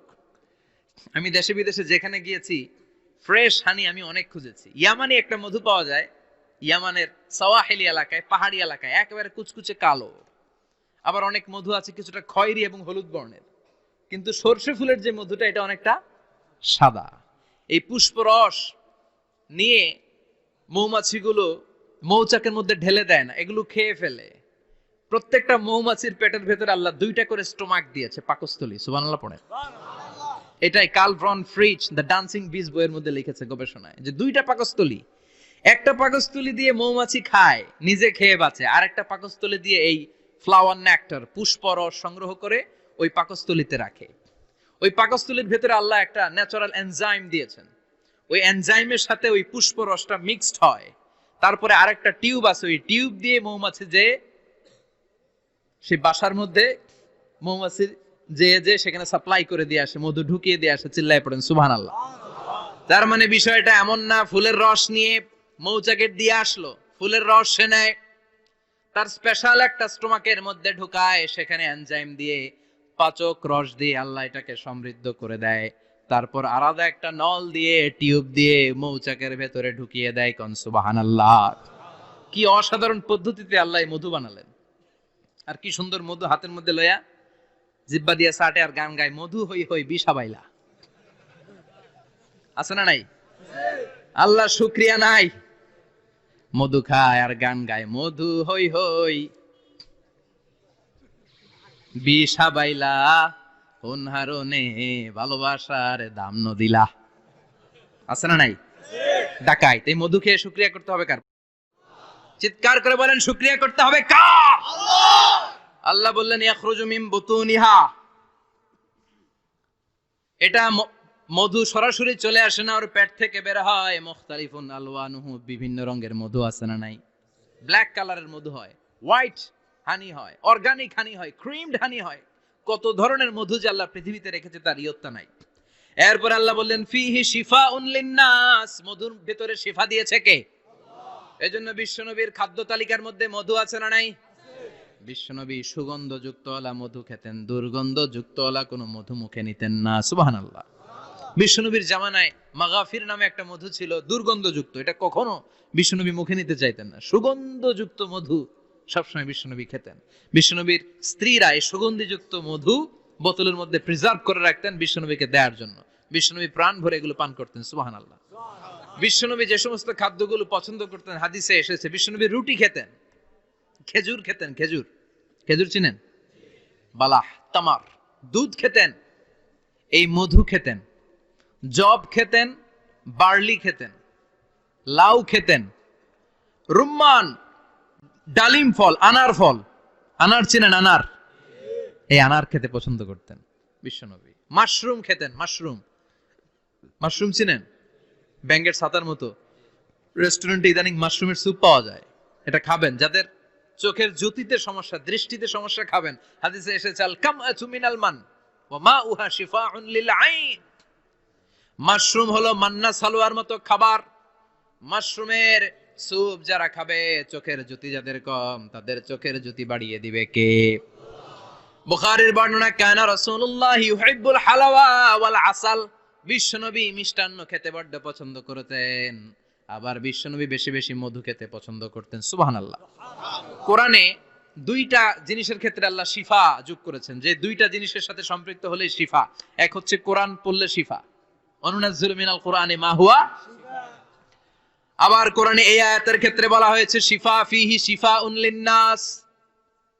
এজন্য সাইয়েদানা ইবনে মাসউদ এই উম্মাকে উদ্দেশ্য করে বলেছেন, আলাইকুম বিশিফাইন, তোমাদের উচিত দুইটা জিনিস থেকে শিফা নেয়া। এক হলো কোরআন, দুই হলো আসাল মানে মধু। কোন সুবহানাল্লাহ। কোরআন তেলাওয়াত করলে অসুস্থরে সুস্থ করে দেয় কে? সূরা ফাতিহা তেলাওয়াত করলে অসুস্থকে সুস্থ বানিয়ে দেয় কে? আবার মধু খেলে সুস্থ বানিয়ে দেয় কে? মধু খেয়ে প্রশংসা করবেন কার? নাকি মধু হই হই বিষ হাবাইলা বলবেন এগুলা কখনো? খাঁটি মধু খেতে হবে। খাঁটি মধু চিনার উপায় হচ্ছে, এটাতে পিঁপড়া জমে না, এটা ফ্রিজে রাখলে জমাট বাঁধে না, এটাতে দুর্গন্ধ হয় না। এক গ্লাস পানির মধ্যে এক ড্রপ মধু ছেলে দিলে এটা পানির সাথে না মিশে একেবারে নিচে চলে যায়। খাঁটি মধু খেতে হবে। তাহলে ফিহি শিফাউন লিন্নাস। কত কিছু দিয়ে যে আল্লাহ এটাকে সমৃদ্ধ করেছেন। এটার মধ্যে গ্লুকোজ আছে, এটার মধ্যে সুক্রোজ আছে, ফ্রুক্টোজ আছে, প্রোটিন আছে, মিনারেলস আছে, ক্যালসিয়াম আছে, ভিটামিন আছে। খাইলেই শরীর গরম হয়ে যায়, সুবহানাল্লাহ। এজন্য শীতকালে বেশি বেশি খাবেন, জাম্পাল লাগবে না। শীতকালে মধু খেয়ে রাত্রে বেলায় বের হবেন, আর মাফলার পেঁচিয়ে বের হওয়া লাগবে না, সুবহানাল্লাহ পড়েন। তার মানে আল্লাহ বললেন ইয়াসিন ওয়াল কোরআনিল হাকিম, প্রজ্ঞাময় বিজ্ঞানময় কোরআনের কসম। এরপরে আল্লাহ বললেন গোলাম ওয়া ইন্নালাকুম ফিল আনআমি লাইবরা, প্রাণীকুলের দিকে নজর করে তাকাও, প্রাণীকুলের মধ্যে আমি তোমাদের জন্য নিদর্শন রেখেছি। নুসকিকুম মিম্মা ফি বুতুনিহি, এই প্রাণীকুলের পেট থেকে একটা চমৎকার জিনিস আমি বের করে দেই, এটার নাম হচ্ছে দুধ। এটা কি? দেখেন, একই আয়াতের মধ্যে আল্লাহ মধুর কথাও বললেন, আবার দুধের কথাও বললেন। দুধটা কিভাবে হয়, উৎপন্ন হয়, মধু কেমনে হয়, ইঞ্চি ইঞ্চি কথা এই কোরআনের ভেতরে তুলে ধরলেন কে? আল্লাহ বললেন মিমবাইনি ফারসি ওয়া দামিল লাবানা, গোবর আর রক্তের মাঝখান দিয়ে আমি দুধ বের করি, সুবহানাল্লাহ পড়েন। আমরা যাই এই গাভীর ওলান টানা শুরু করি সকালবেলা বিসমিল্লাহ বলে, কিন্তু কেমনে যে এটা আসে ওইদিকে নজর নাই। ডাকাত বিসমিল্লাহ বলে শুরু করে না, দুধ খায় আলহামদুলিল্লাহ পড়ে না, আছে না নাই? আল্লাহ বলেন মেকানিজমটা শোনো কেমনে আমি খাওয়াই। আল্লাহ বললেন মিমবাইনি ফারসি ওয়া দামিল লাবানা, গোবর আর রক্তের মাঝখান দিয়ে আমি দুধ বের করে দেই, সুবহানাল্লাহ। গরু যে ঘাস খায়, এই ঘাস থেকে রক্ত হয় আর গরুর গোবর হয়। পেটের একদিকে থাকে গোবর, আরেক দিকে থাকে রক্ত। রক্ত দুর্গন্ধ, গোবরও দুর্গন্ধ। রক্তও নাপাক, গোবরও নাপাক। এই দুই নাপাক আর দুর্গন্ধের মাঝখান দিয়ে সুগন্ধযুক্ত দুধ বের করে দেয় কে? আল্লাহ বললেন মিমবাইনি ফারসি ওয়া দামিল লাবানা, গরু যে খাবারগুলো খায় ওই খাবারের এক পাশ দিয়ে গোবর হয়ে যায় আর এক পাশ দিয়ে রক্ত হয়ে যায়, মাঝখান দিয়ে দুধ বের করে দেয় কে? What a amazing mechanism of discharging milk from animal's body. What a amazing mechanism. একদিক দিয়ে গোবর দুর্গন্ধ, আরেক দিক দিয়ে ঘাস খাওয়ার কারণে রক্ত হয়, মাঝখান দিয়ে দুধ বের হয়ে যায়, সুবহানাল্লাহ। আবার বাছুর ছাড়া দুধ পাওয়া যায় না। গাভী আছে কার কার? হাত তুলেন তো। বাছুর ছাড়া দুধ পাওয়া যায়? শুধু গাভী, বাছুর নাই, দুধ আসবে? আবার এই যে বিশাল বড় ওলান, 20 কেজি দুধ দেয় প্রতিদিন, এই ওলান কাটলে দুধ পাওয়া যায়? এক ফোঁটা দুধও ওলানটা কেটে টুকরা টুকরা করলে আপনি পাবেন না। এটা আলাদা মেকানিজম। এটা ভিতর থেকে একটা নির্যাস। বাছুর নিয়ে দুইটা ঢু মারবেন, ওই নির্যাস দিয়ে দুধ বেরোতে থাকবে, গোবর আর রক্তের মাঝখান দিয়ে চিৎকার করে পড়েন আল্লাহু আকবার। এজন্য বিশ্বনবী বলতেন বেশি বেশি দুধ খাও। দুধ হলো সুষম খাদ্য। পৃথিবীতে আবিষ্কৃত যত খাবার আছে, দুধের চাইতে ভালো খাবার আছে নাকি? কথা কন। মানুষ পানি খেয়ে 3-4 দিন বাঁচে জানেন, আর পানির মধ্যে লবণ দিলে 7-8 দিন বাঁচতে পারবেন। আর দুধ পাইলে আজীবন বাঁচবেন আপনি। দুধ খেয়ে যদি হজম করতে পারেন, দুধ খেয়ে হজম করতে পারলে আজীবন বেঁচে যাবেন। সুষম খাদ্য। বিশ্বনবী যে রাতে মেরাজে যাবেন, সিদরাতুল মুনতাহা পার হওয়ার পরে বিশ্বনবীর পরীক্ষা শুরু হলো। বিশ্বনবীকে বুখারীর বর্ণনা 3টা গ্লাস দেয়া হলো। কাদাহ ফিহি লাবান, এক গ্লাসের মধ্যে দুধ ছিল। ওয়া কাদাহ ফিহি আসাল, আর এক গ্লাসের মধ্যে ছিল মধু। আর এক গ্লাসের মধ্যে ছিল মদ। কাদাহুন ফিহি খামার। বিশ্বনবীকে 3টা গ্লাস দিয়ে বলা হলো নবী চুজ করেন কোনটা নেবেন। এক গ্লাসে মধু, আরেক গ্লাসে দুধ, আরেক গ্লাসের মধ্যে বিশ্বনবীকে দেয়া হলো মদ। বিশ্বনবী বললেন যে এই গ্লাসের ভেতরে দুধ আছে, আমি ওই পেয়ালাটা নিলাম। সাইয়েদনা জিবরাইল বললেন ইয়া রাসূলুল্লাহ আখাস্তাল ফিতরা, আপনি যেমন নিছেন তেমন। সুবহানাল্লাহ কইবেন না? বিশ্বনবী দুধ খেতে পছন্দ করতেন। আর বিশ্বনবী বলতেন আলাইকুম বি আলবানিল বাকার, বেশি বেশি গরুর দুধ খাবা। ফা ইন্নাহা তুরাম্মু মিনাল আশজার, কেননা এটা সবুজ লতা পাতা ঘাস পাতার নির্যাস। গরু কি খায়? ঘাস খায় না? এই ঘাসের নির্যাস হচ্ছে দুধ। বিশ্বনবী বলতেন বেশি বেশি দুধ খাবা। ফিহি শিফা, এর মধ্যে শিফা আছে। ফি লাবানিহা শিফা ওয়া লুহুমিহা দা, গরুর দুধে আছে শিফা, গরুর গোশতের মধ্যে আছে রোগ। সুবহানাল্লাহ কোন। কত বড় ফিলোসোফার বিশ্বনবী। বিশ্বনবী বলে গিয়েছেন গরুর দুধ বেশি খাও, কিন্তু গোশত বেশি খাইও না। আর আমরা গরুর গোশত পাইলে কোপায় ফেলাই। সাদা ভাত আর ঝাল গরুর মাংস যদি হয়, ওই যে অনেকের জিহ্বায় পানি চলে আসছে। সুবহানাল্লাহ কইবেন না? বিশ্বনবী বলতেন দুধ খাও, গোশত খাইও কম। গরুর গোশত কম খাবা, গরুর দুধ বেশি খাবা। সুস্থ রাখবে কে? আল্লাহ। আবার বিশ্বনবী মায়েদেরকে বলেছেন ও মায়েরা, সন্তান হওয়ার পরে 2 বছর দুধ খাওয়াবা। আল্লাহু আকবার। ওয়াল ওয়ালিদাতু ইউরদি'না আওলাদাহুন্না হাওলাইনি কামিলাইনি লিমান আরাদা আন ইউতিম্মার রাদা'a। সন্তান যারা পেয়েছো মায়েরা, বোনেরা, 2 বছর দুধ খাওয়া সন্তানকে সুস্থ রাখবে কে? বাচ্চা ডেলিভারির পরপরই আল্লাহ তাআলা মায়ের বুকে একটা দুধ দেয়, এটাকে বলে শাল দুধ। এটা হচ্ছে বাচ্চার জীবনের প্রথম প্রাকৃতিক টিকা। সুবহানাল্লাহ কয় না? এটা বেবির জীবনে ন্যাচারাল প্রাকৃতিক টিকা, প্রতিষেধক আল্লাহ দিয়ে দিয়েছে। আপনার বাচ্চাকে টিকা দিন, স্লোগান আছে না? 5টা 7টা টিকা দেয়া লাগে। প্রথম টিকাটা আল্লাহ নিজেই ফ্রি দিয়ে দিয়েছে। এটা শাল দুধের ভেতরে পাওয়া যায়। এজন্য বাচ্চাকে শাল দুধ খাওয়াতে হবে। তার ব্রেনের গ্রোথ হবে, সে শক্তিশালী হবে, সে দেশপ্রেমিক হবে, সে আল্লাহওয়ালা হবে। চিল্লা এখন ঠিক কিনা? যে মায়েরা বাচ্চারে দুধ খাওয়ায় ওই বাচ্চারা মায়েরে ভালোবাসে বেশি। আর যেই মা গুলো বাচ্চারে দুধ না খাওয়ায় আর ডানু খাওয়ায়, আর কি কি আছে?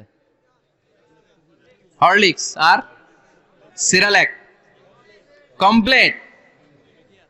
যারা এগুলো খাওয়াবে, ডানু খাওয়াবে, যারা ল্যাকটোজেন খাওয়ায়, যারা বুকের দুধ খাওয়াতে চায় না কোনো কারণ ছাড়া, 2 বছর বাচ্চারে দুধ দিতে চায় না, এই বাচ্চাগুলো বড় হলে ওই মারে বৃদ্ধাশ্রমে দিয়ে আসবে। কথা কন, কথা কন।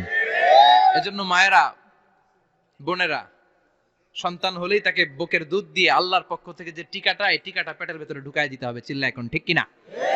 এটা হচ্ছে ন্যাচারাল টিকা। এজন্য আল্লাহ বললেন ইয়াসিন ওয়াল কোরআনিল হাকিম। ইয়াসিন, বিজ্ঞানময় কোরআনের শপথ। কোরআনের মধ্যে বিজ্ঞান আছে না নাই? অভাব নাই। কয়টা শুনবেন? আল্লাহ কসমোলজির কথা বলেছে, অ্যাস্ট্রোলজি কথা। কসমোলজি হচ্ছে সৃষ্টি তত্ত্ব। কসমোলজি কি? সবাই বলেন কসমোলজি কি? আল্লাহ বললেন আওয়ালাম ইয়ারাল্লাযীনা কাফারু আন্নাস সামাওয়াতি ওয়াল আরদা কানাতা রাতকান ফাফাতাকনাহুমা। কাফেররা কি দেখে না মহাবিশ্বের সবকিছু একসাথে মিলে ঝিলে ছিল, বিশাল এক বিস্ফোরণের মাধ্যমে আমি মহাবিশ্ব তৈরি করেছি। সুবহানাল্লাহ। আদিতে, শুরুতে কিন্তু সব আকাশ, বাতাস, জমিন, চন্দ্র, সূর্য, নক্ষত্র, গ্রহ, নিহারিকা পুঞ্জ, গ্যালাক্সি, ব্ল্যাক হোল সবকিছু মিলেমিশে একসাথে ছিল। এটার ঘনত্ব ছিল খুব বেশি। মহাবিশ্বের সবকিছু ছিল একটা বিন্দু। এটাকে বিজ্ঞানীরা নাম দিয়েছে দ্য সিঙ্গুলারিটি, মহা একত্ব। এরপর একটা প্রচন্ড বিস্ফোরণের মধ্য দিয়ে মহাবিশ্ব সৃষ্টি হয়েছে। এটার ওরা নাম দিয়েছে বিগ ব্যাং থিওরি। কি নাম? স্টিফেন হকিং সবচেয়ে বড় পদার্থবিজ্ঞানী ছিল। সে একটা বই লিখেছে, from the brief history of time, a brief history of time from big bang two black hole. সেখানে সে প্রমাণ করেছে কোরআনের এই আয়াত, কানাতা রাতকান, মহাবিশ্বের সবকিছু একটা বিন্দু ছিল। চাঁদ, সূর্য, গ্রহ, তারা সবকি ছিল। কথা বলেন, সবাই বলেন, একটা মাত্র বিন্দু ছিল। আল্লাহ বলেন, don't the disbeliever observe that the heavens and earth were joined together, then I separated with a gigantic sound, explosion. সব একসাথে ছিল, চাঁদ, তারা, আকাশ, নদী, নালা সব একসাথে। তারপরে একটা বিকট বিস্ফোরণের মধ্য দিয়ে পৃথিবী হয়েছে, এ চাঁদ হয়েছে, চন্দ্র হয়েছে, সূর্য হয়েছে, মহাবিশ্বের সবকিছু এই মহাবিস্ফোরণের মধ্য দিয়ে হয়েছে। চিৎকার করে পড়েন আল্লাহু আকবার। এই যে ছোট্ট পৃথিবীতে আমরা বসে আছি, এই পৃথিবীর চেয়ে সূর্য 13 লক্ষ গুণ বড়। চিল্লায় পড়েন আল্লাহু আকবার। এটা কি বাড়ির কাছের কথা? 13 লক্ষ গুণ বড়, কল্পনা করা যায়? তার মানে কি সূর্যই সবচেয়ে বড়? না, সূর্যের চেয়ে অনেক বড় বড় তারা আছে। ব্যাটেলজিউস নামে একটা তারা আছে মহাকাশে, যেটা যে সূর্য পৃথিবীর চেয়ে 13 লক্ষ গুণ বড়। এই ব্যাটেলজিউস তারা সূর্যের চেয়ে 33 কোটি গুণ বড়। এই ব্যাটেলজিউস তারাটাই কি সবচেয়ে বড়? না, এর চেয়েও কত বড় তারা যা আছে কোনো হিসাব নাই। এরকম বিশাল বিশাল তারা ঘুরতে ঘুরতে মাওয়াকিউন নুজুম, ব্ল্যাক হোল নামে একটা রেঞ্জ আছে। এই রেঞ্জের মধ্যে যদি ঢুকে যায়, ছোট্ট বাচ্চার মুখে চকলেট দিলে বাচ্চা যেমনি চকলেট চুষে খেয়ে ফেলে, এই বিশাল বিশাল তারাগুলো ব্ল্যাক হোলের মধ্যে ঢুকলে এক মুহূর্তের মধ্যে নিঃশেষ হয়ে যায়। চিল্লায় পড়েন আল্লাহু আকবার। এজন্য আল্লাহ বললেন, ফালা উকসিমু বিমাওয়াকিউন নুজুম, এই তারকা নিঃশেষ হওয়ার যে জায়গাটা, এই জায়গার কসম আমি কোরআনের মধ্যে খেলাম। এই ব্ল্যাক হোলের রেঞ্জের ভেতরে তারা আসলে মুহূর্তের মধ্যে নিঃশেষ বানিয়ে দেয় কে? একটা তারার চেয়ে আরেকটা তারা বড়। এরকম হাজার কোটি তারা মিলে আমাদের গ্যালাক্সি। এই গ্যালাক্সির নাম হচ্ছে মিল্কি ওয়ে। কি নাম? আমাদের গ্যালাক্সির নাম কি? সবাই বলেন তো। Milky Way. কি নাম? এরকম একটা গ্যালাক্সি না, লক্ষ কোটি গ্যালাক্সি আছে। আমাদের গ্যালাক্সির পরে সবচেয়ে কাছের গ্যালাক্সির নাম অ্যান্ড্রোমেডা। কি নাম? এই অ্যান্ড্রোমেডা গ্যালাক্সি আমাদের গ্যালাক্সি থেকে 2.5 মিলিয়ন লাইট ইয়ার দূরে, মানে 25 লক্ষ লাইট ইয়ার। সুবহানাল্লাহ কইবেন না? আলোর গতি হচ্ছে পৃথিবীতে সবচেয়ে বেশি বর্তমান সময় পর্যন্ত, জানেন? সেকেন্ডে কত মাইল? 1,86,000 মাইল। এক সেকেন্ডে আলো ছুটে 1,86,000 মাইল বেগে। এত বেগের কোন প্লেন বা রকেট নিয়ে যদি আপনি আমাদের গ্যালাক্সি থেকে মিল্কি ওয়ে থেকে অ্যান্ড্রোমেডাতে যেতে চান, তাহলে আপনার 25 লক্ষ বছর লেগে যাবে। সুবহানাল্লাহ বাড়িতে যাই বললেন।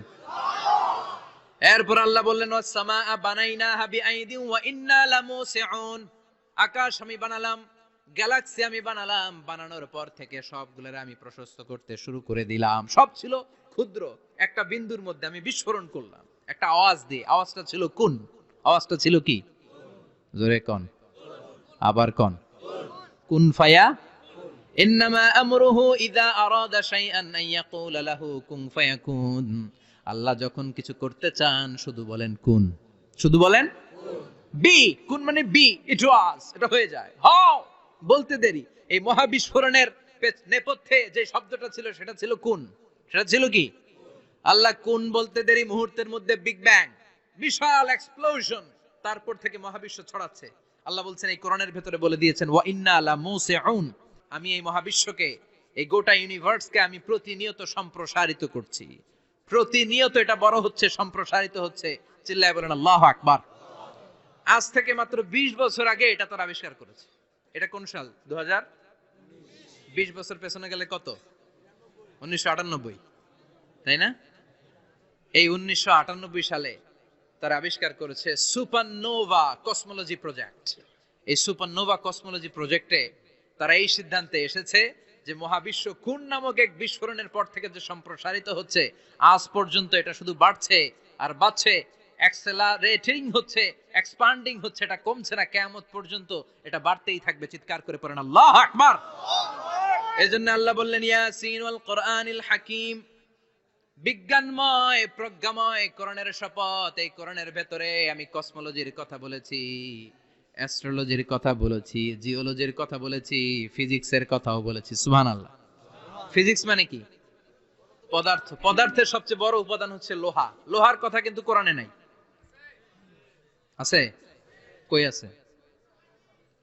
হ্যাঁ, সূরাতুল হাদিদ, লোহার নামে একটা সূরাই দিয়েছে আল্লাহ কোরআনে। সুবহানাল্লাহ পড়বেন না?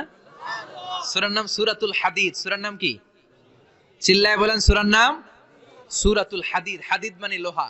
আল্লাহ বললেন ওয়া আনজালনাল হাদিদা ফীহি বা'সুন শাদীদ।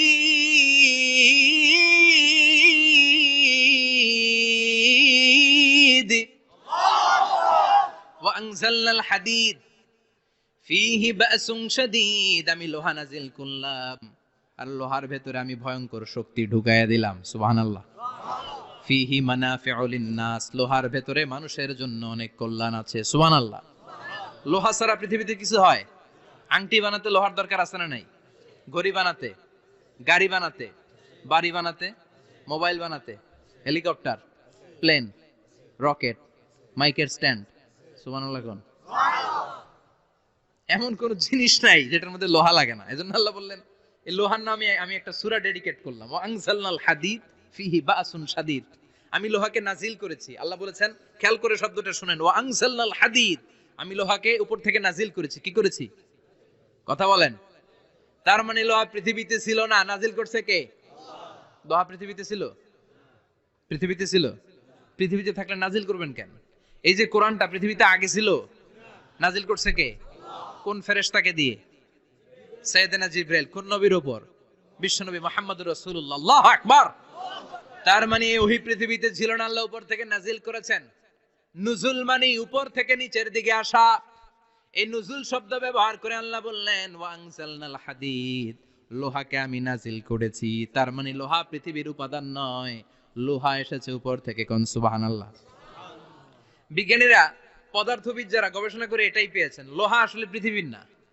লোহা পৃথিবীতে উৎপাদন করা হয় নাই। লোহার যে মলিকিউল, অণু আছে, লোহার একটা অণু তৈরি করার মতো ক্ষমতা পৃথিবীর নাই। ইভেন এই সৌরজগতের কোনো কিছু নাই। সূর্যের তাপেও লোহা তৈরি হতে পারে।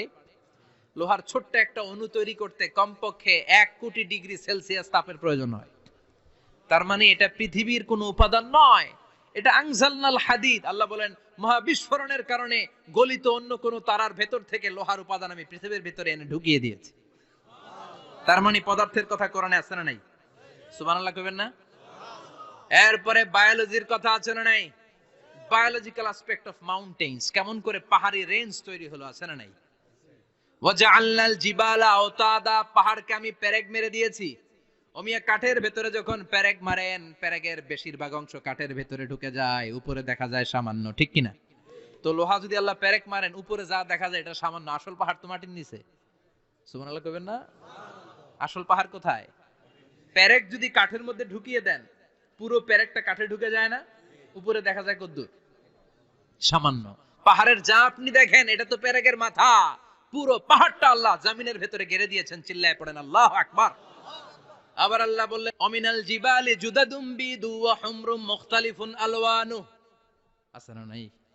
ওয়া গারাবিবু সুদ, আল্লাহ বলেন নানা রঙের পাহাড় পর্বত মহাবিশ্বে আমি তৈরি করেছি। কোন পাহাড় হচ্ছে রক্তিম বর্ণের, কোন পাহাড়কে বানিয়েছি আমি কৃষ্ণ বর্ণের, কোন পাহাড়কে বানিয়েছি আমি শুভ্র বর্ণের, কোন পাহাড়ের রং কালো, কোনটা সাদা, কোনটা নীল, আছে না নাই? মহাবিশ্ব যখন তৈরি হয়েছে, পৃথিবীর মধ্যে 7টা টেকটনিক প্লেট তৈরি হয়েছে। 7 tectonic plates create the mountain range on earth. পৃথিবীতে এই পাহাড় তৈরির কারণ হচ্ছে 7টা প্লেট। এগুলোরে 7 টেকটনিক প্লেট বলে। এই প্লেটগুলোর কারণে পৃথিবীতে এই রং বেরঙের পাহাড় তৈরি হয়েছে। কত রঙের যে পাহাড় আছে। আরব বিশ্বে পাথরের পাহাড়, বাংলাদেশে মাটির পাহাড়, ব্রুনাই, সিঙ্গাপুর, ইন্দোনেশিয়াতে যদি যান আরেক ধরনের পাহাড়। চায়নার একটা শহর আছে গানজু সিটি, কি নাম? এই গানজু সিটিতে একটা পাহাড় আছে রেইনবো মাউন্টেন। ওখানে 7 রঙের পাহাড় পাওয়া যায় এক জায়গায়। সুবহানাল্লাহ কইবেন না? রেইনবো মানে কি? রংধনু। রংধনুর কয় রং? কথা কন।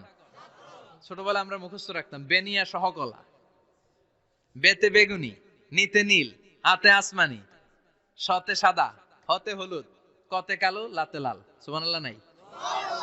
মনে রাখার কি অসাধারণ পদ্ধতি। তো এই রেইনবো মাউন্টেন, রংধনুর 7 রঙের পাহাড় এক জায়গায় পাওয়া যায়। এখানে সাদা পাহাড়, এখানে সবুজ পাহাড়, এখানে নীল পাহাড়, ওখানে লাল পাহাড়, এখানে কালো পাহাড়। এই চায়নার গানজু সিটিতে আল্লাহ তাআলা 7 রঙের পাহাড় এক জায়গায় রেখেছেন। চিৎকার করে বলেন আল্লাহু আকবার। তার মানে বায়োলজির কথাও কোরআনের ভেতরে আছে না নাই? এরপর আল্লাহ বললেন কেমন করে আকাশ থেকে আমি পানি নাজিল করে, এটাও কোরআনে আছে না নাই? আমরা ছোটবেলা পড়েছি ওয়াটার সাইকেল, হাইড্রোলজিক্যাল সাইকেল, কেমন করে সূর্যের তীব্র তাপ সাগর থেকে পানিকে জলীয় বাষ্প করে উপসে নেয়, উপরে নিয়ে সেটাকে পুঞ্জীভূত করে দেয়, ঘনীভূত করে দেয়, মেঘ হয়ে যায়, সেখান থেকে ঝিরিঝিরি ঝিরিঝিরি বৃষ্টি পড়ে, আছে না নাই? আর ওই বৃষ্টির গান আমরা গাই, এই বৃষ্টি ভেজা রাতে তুমি চলে যেও না। ওই বৃষ্টি পেয়ে আল্লাহর কাছে দোয়া করে না। বিশ্বনবী বলেন রহমতের বৃষ্টির নিচে দাঁড়িয়ে কেউ যদি হাত তুলে দোয়া করে, ওই দোয়া কবুল করে কে? আবার আকাশের মধ্যে মেঘের ঘনঘটা দেখলে বিশ্বনবী পেরেশান হয়ে যেতেন, হয়রান হয়ে যেতেন, আর আল্লাহর কাছে বলতেন আল্লাহ এই মেঘ দিয়ে তুমি আমাদেরকে আযাব দিও না, তুমি আমাদেরকে গজব দিও না, তুমি আমাদেরকে শেষ করে দিও না, এই মেঘ থেকে তুমি আমাদেরকে রহমতের বৃষ্টি দাও। পড়ে না আমিন। বৃষ্টি দেখলে বিষ্ণু বলতেন আল্লাহুম্মা সাইয়িবান নাফিআ, ইয়া গাউসু আগিসনা গাউসান মুগীসান মারিআন মারিআন নাফিআন গায়রা দার আজিলান গায়রা আজিল। হে আল্লাহ এই বৃষ্টি থেকে তুমি ঠান্ডা রহমতের পানি দাও। কি দাও? আল্লাহ মেঘ দে পানি দে ছায়া দে রে তুহু, আল্লাহ মেঘ দে। পড়েন পড়েন, আল্লাহ মেঘ দে পানি দে ছায়া দে রে তুহু, আল্লাহ মেঘ দে। এই ওয়াটার সাইকেলের কথা আল্লাহ বলেছেন। আলম তারা আন্নাল্লাহ ইউসজি সাহাবান, কাফের নাস্তিক যেগুলো সমাজের আবর্জনা খড়কুটা, ওরা কি দেখে না কেমন করে আমি বাতাসকে জলীয় বাষ্প করে আকাশে তুলি, বায়ুমণ্ডলে নিয়ে যাই, সুম্মা ইউআল্লিফু বাইনাহুম, জলীয় বাষ্পগুলারে তখন আমি ঘনীভূত করি, সুম্মা ইয়াজআলুহু রুকামান, এরপরে আমি মেঘে পরিণত করি, ফাতারাল ওয়াদকা ইয়াখরুজু মিন খিলালিহি, তারপর মেঘের ভেতর থেকে ঝিরিঝিরি ঝিরিঝিরি বৃষ্টি নাজিল করে কে? আবার আল্লাহ বললেন পানি থেকে আমি পৃথিবীর সব প্রাণগুলারে বানালাম, ওয়াজআলনা মিনাল মাই কুল্লা শাইইন হাইয়া ফালা ইয়াকিলুন, পানির ভেতর থেকে সব প্রাণের উৎপত্তি পৃথিবীর মধ্যে ঘটিয়ে দিয়েছে কে? বিজ্ঞানীরা স্বীকার করেছে পৃথিবীতে যত প্রাণ পাওয়া যায়, যত প্রাণের ব্লুপ্রিন্ট পাওয়া যায়, সব এসেছে পানি থেকে। চিৎকার করে বলেন কোথা থেকে? পানি নাই তো প্রাণ নাই, পানিও আছে প্রাণও আছে। কোন সুবহানাল্লাহ। বিজ্ঞানীদের ধারণা, তারা ধারণা করে বলেছে পৃথিবীর প্রথম প্রাণের নাম হচ্ছে অ্যামিবা। কি নাম? ওরা বলেছে এটা এককোষী জীব, it's a very small unicellular organism found ever in the world. পৃথিবীতে পাওয়া প্রথম এককোষী প্রাণীর নাম হচ্ছে অ্যামিবা।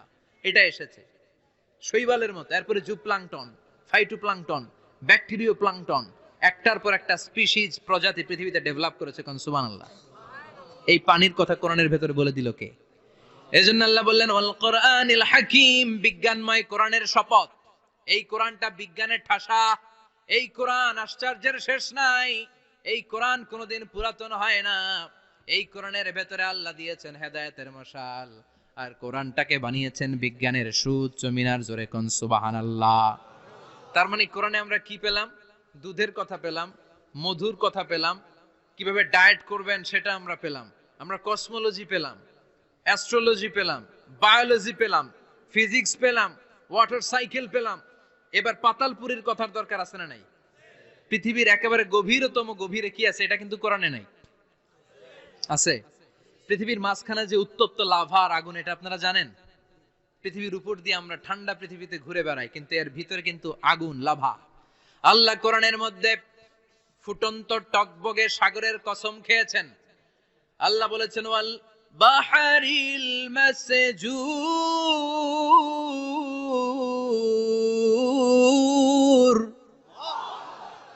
আমি কোরআনের ভেতরে ফুটন্ত টকবগে সাগরের পানির কসম খেলাম। পড়েন সুবহানাল্লাহ। সাগরের পানির, ফুটন্ত টকবগে সাগরের পানির কসম। সাগরের পানি আবার ফুটন্ত হয় কি করে? পানি কি হয়? ঠান্ডা। পানি কি? কথা বলেন। আল্লাহ পৃথিবীর ভেতরকার কথা চিন্তা করে বলেছেন ওয়াল বাহরিল মাসজুর।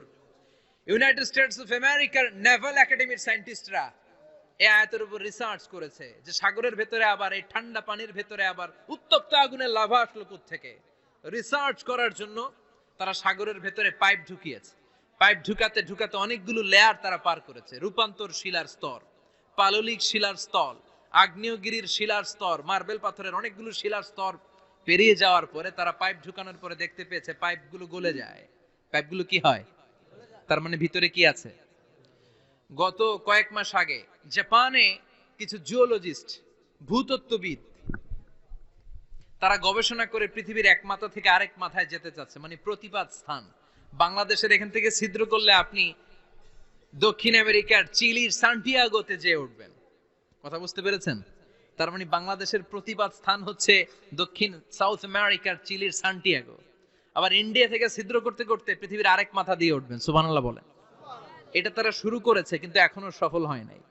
ইউএস এর নেভাল একাডেমির সায়েন্টিস্টরা পাইপ ঢুকাতে ঢুকাতে দেখে একটা পর্যায় শেষে পাইপ আর ঢুকানো যায় না, পাইপগুলো পৃথিবীর ভিতরে যেতে যেতে গলে গলে পানি হয়ে যায়। সুবহানাল্লাহ কইবেন না? এই রিসার্চ প্রজেক্টের যিনি চিফ, উনি বললেন bring the water proof pipe from America. America থেকে ওয়াটার প্রুফ পাইপ নিয়ে আস। আমার এমন পাইপ লাগবে গবেষণা করার জন্য যে পাইপ আগুনে জ্বলে না। ওয়াটার প্রুফের মধ্যে আগুন লাগালে আগুন ধরবে? বুলেট প্রুফে বুলেট মারলে বুলেট ঢুকবে? মাননীয় প্রধানমন্ত্রী শেখ হাসিনা যে গাড়িতে করে চড়ে, এটা বুলেট প্রুফ কার? গুলি মারলে ঢুকবে? আবার গুলি মারতে যায় না, 14 গোষ্ঠী উদ্ধার করে ছাড়বে আপনার, খবরদার। তো আমেরিকা থেকে ফায়ার প্রুফের পাইপ নিয়ে আসা হলো। নেভাল একাডেমির চিফ সায়েন্টিস্ট পাইপ ঢুকাতে আরম্ভ করলেন। ঢুকাতে ঢুকাতে পৃথিবীতে কিন্তু অনেকগুলো স্তর আছে। যে বালু মাটি, সব কিন্তু বালু মাটি নয়। আপনি খুঁড়তে খুঁড়তে পেয়ে যাবেন পাললিক শিলা, এরপরে রূপান্তরিত শিলা, এরপরে মার্বেল পাথরের শিলা, এরপরে শুরু হবে গরম আগ্নেয়গিরির শিলা। ওই শিলার ভেতরে এমন আগুন আল্লাহ রেখেছে, নেভাল একাডেমির সায়েন্টিস্টরা ফায়ার প্রুফের পাইপ ঢুকাতে ঢুকাতে একটা লেভেল যাওয়ার পরে দেখে যে ফায়ার প্রুফের পাইপও গলে গলে মুহূর্তে পানি হয়ে যায়। তার মানে ভেতরে এমন আগুন আল্লাহ রেখেছে, ওই আগুনের তুলনায় পৃথিবীর আগুনের মতো নয়। ওই আগুনটাই জাহান্নামের আগুন। আবার বিজ্ঞানীরা গবেষণা করে ওই আগুনের মধ্যে মানুষের চিৎকার শুনেছে। এজন্য হাদিসে এসেছে আল্লাহর ওলিরা, মুমিন বান্দারা মারা গেলে তাদের রূহগুলো আকাশে চলে যায়, ইল্লিনে চলে যায়। আর কাফের মুশরিক আর নাস্তিক গুলো মারা গেলে তাদের আত্মাগুলো পৃথিবীর মাঝখানে সিজ্জিনে চলে যায়। ওই সিজ্জিনের ভেতরে আগুন আছে না নাই? চিল্লায় বলেন। তার মানে পাতালপুরীর কথাও আছে, সাগরের কথাও আছে, আকাশের কথাও আছে। কেমন করে দুনিয়াতে আমরা আসলাম সেটাও আছে। এমব্রয়োলজি, ভ্রূণ তত্ত্বের কথা কোরআনে আছে না নাই? পৃথিবীতে আল্লাহ কয়েক সিস্টেমে মানুষ বানালেন। সৈয়দনা আদমকে বানালেন, মাও নাই বাবাও নাই। সৈয়দনা আদম আলাইহিস সালামের বাবার নাম কি? মায়ের নাম কি? মাও নাই বাবাও নাই। আবার সৈয়দনা ঈসা আলাইহিস সালামকে আল্লাহ তৈরি করলেন, শুধু মা আছে বাবা নাই। আবার আমাদের সবাইকে আল্লাহ বানালেন, মাও আছে বাবাও আছে, ঠিক কি না? এরপরে ছোট্ট এক ফোঁটা নাপাক থেকে আল্লাহ আমাদেরকে বানালেন। এই এক ফোঁটা বীর্যের মধ্যে যে প্রাণ আছে, এটা দুজন বিজ্ঞানী আবিষ্কার করেছে। লিয়েন হুক মাইক্রোস্কোপ যন্ত্র দিয়ে তারা বীর্যের মধ্যে, স্পার্ম ড্রপের মধ্যে গবেষণা করে পেয়েছে যে ওখানে কি যেন নড়ে। ওই এক ফোঁটা ড্রপের মধ্যে কি যেন নড়ে। সেখান থেকে ওরা আবিষ্কার করেছে এই স্পার্মের ভেতরে, শুক্রাণুর ভেতরে প্রাণের অস্তিত্ব আছে। এক ফোঁটা স্পার্মে, এক ফোঁটা বীর্যের মধ্যে 20 কোটি যদি শুক্রাণু না থাকে, ওই স্পার্ম থেকে আল্লাহ বেবি দেয় না, সন্তান দেয় না। সুবহানাল্লাহ কোন? এজন্য আল্লাহ বললেন হাল আতা আলাল ইনসানি হিনুম মিনাদ দাহরি লাম ইয়াকুন শাইআম মাযকুরা। ও মানুষ, কেন এত অহংকার করো? নজর করে তোমার জীবনের শুরুটার দিকে একটু তাকাও। কি ছিলা তুমি? এক ফোঁটা নাপাক পানি, একটা স্পার্ম ড্রপ থেকে এসেছো। ইয়াখরুজু মিন বাইনিস সুলবি ওয়াত তারাইব, বাবার পৃষ্ঠদেশ থেকে মায়ের গর্ভদেশের মধ্যে তোমাকে নিয়ে গেল কে? সেখান থেকে ফি যুলুমাতিন সালাস, 3টা প্যাকেট দিয়ে মায়ের পেটের মধ্যে তোমাকে প্রিজার্ভ করলো কে? আল্লাহ প্রত্যেকটা স্টেজ কোরআনে বলে দিয়েছেন। ফি যুলুমাতিন সালাস, 3টা অন্ধকার প্রকোষ্ঠে আল্লাহ আমাদেরকে প্রিজার্ভ করেছেন। মায়ের ভুলের একটা প্যাকেট, মায়ের জরায়ুর একটা প্যাকেট, আবার মায়ের পেটের একটা প্যাকেট, ওই প্যাকেটের ভিতরে পৃথিবীর কোন কবিরাজের কবিরাজি কাজে লাগছে? ডাক্তারের ডাক্তারি কোন কবিরাজ আম করে খাওয়াইছে? চিল্লায় বলেন তিনি কে? এরপর আল্লাহ বললেন ফি জুলুমাতিন সালাস, ওটা অন্ধকার ছিল, যেই টেম্পারেচারে রাখলে তুমি সুস্থ থাকবা, যেই টেম্পারেচারে রাখলে তুমি আস্তে আস্তে বড় হতে পারবা, সেখানে আমি রাখলাম। সেখান থেকে আমরা হয়ে গেলাম জিমেট, সেখান থেকে জাইগট, তারপরে ইমব্রয়ো, তারপরে ফেইটাস, ল্যাটার স্টেজ।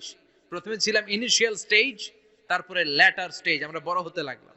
আল্লাহ আমাদেরকে হার্ট দিলেন, সিস্টনিক ডায়াস্টনিক, অলিন্দ নিলয় শুরু হয়ে গেল। রুহুর ফুৎকার আমাদের হৃদয়ে ভরে দিল কে? আল্লাহ আমাদেরকে স্কেলিটন দিলেন, কঙ্কাল, স্পাইনাল কর্ড দিলেন, আমাদের স্কাল দিলেন, মাথার খুলি দিলেন, লাঞ্চ দিলেন, ফুসফুস দিলেন, গল ব্লাডার দিলেন, যেখানে যেটা ঠিক যেমন ভাবে দেয়া দরকার মায়ের পেটে থাকতেই সেটা দিয়ে দিয়েছে কে? এরপর 8 মাস আমরা মায়ের পেটে মারে কষ্ট দিলাম। ওই মুহূর্তে আমার মা আমার জন্য যতটা কষ্ট করেছে পৃথিবীর কেউ ওই খবর রাখে না। তোরে কোন ঠিক কিনা? বোঝা হয়ে গিয়েছিলাম, একটা বস্তা। আমরা প্রত্যেকে মায়ের পেটে ছিলাম একটা কি, এই বস্তা নিয়ে আমার মা খেতে যেত, ঘুমাতে যেত, এই বস্তাটা পেটে করে আমার মা রান্না করে রান্না করত, একদিনও রান্না বন্ধ হয় নাই। এই বস্তাটা নিয়ে আমার মা টয়লেটে যেয়ে বসতে পারতো না। 8 মাস এরকম কষ্ট করেছে। এজন্য মায়ের মনে কষ্ট দিলে আল্লাহ রোষ কেঁপে যায়। মায়ের কাছ থেকে দোয়া নেওয়ার দরকার আছে না নাই? মায়ের মনে কষ্ট দিবেন? মায়ের সাথে বেয়াদবি করবা কেউ? মায়ের থেকে দোয়া নেওয়ার দরকার আছে না নাই? মা যার নাই সে জানে মা না থাকার কি জ্বালা। চিল্লা এখন ঠিক কিনা? যখন রাত্রি নিঝুম, এই চোখে ঘুম, একলা শূন্য ঘরে, তোমায় মনে পড়ে মাগো, তোমায় মনে পড়ে। যখন রাত্রি নিঝুম, এই চোখে ঘুম, একলা শূন্য ঘরে, তোমায় মনে পড়ে মাগো, তোমায় মনে পড়ে। ঠিক কিনা? এজন্য এই মায়ের জন্য দোয়া করার দরকার আছে না নাই?